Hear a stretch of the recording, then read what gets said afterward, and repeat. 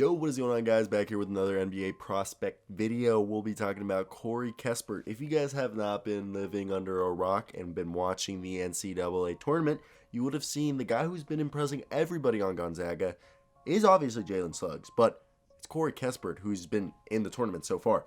Hey, this guy is a senior. He just turned 22 recently, and he's 6'7", 220 pounds, got really good size to play the small forward position, even play some small ball four in the NBA.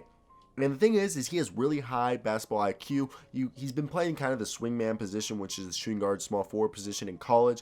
He's a floor spacer. He's a guy who is a really really big part of this offense. I was trying to say integrated part. I don't know what word I was trying to use there, but his high IQ is, he kind of reminds me of Gordon Hayward, and do not tell me that it's because he's white. No, I could also say he reminds me of Harrison Barnes as well.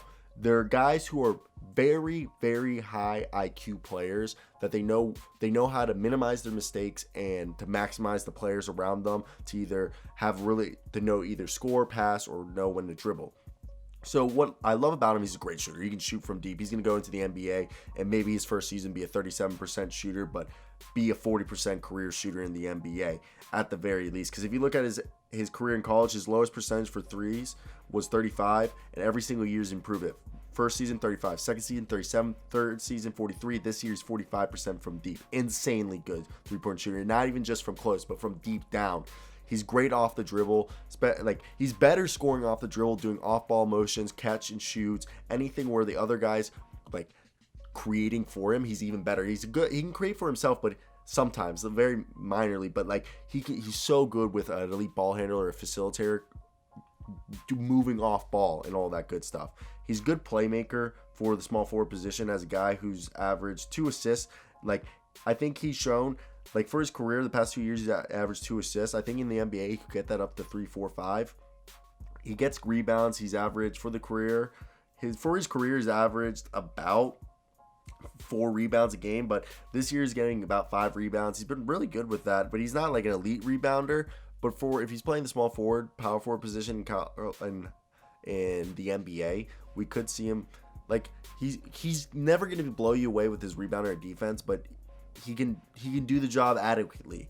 And the same thing goes with athleticism. He's never going to blow you away with his first step or being a high-flying dunker or be so athletic that he gets all these steals and blocks. No, he's just going to be a guy who, again, similar to Gordon Hayward, I feel like Harrison Barnes is a little bit more athletic than him, but like Harrison Barnes, where they won't be collecting hella steals, and they won't be collecting the most rebounds, but they know how to get into position correctly. They're smart to get into correct position, how to get good defensive rebounds and start transitions. They'll be in the right place to get those steals, and he knows how to use his athleticism correctly.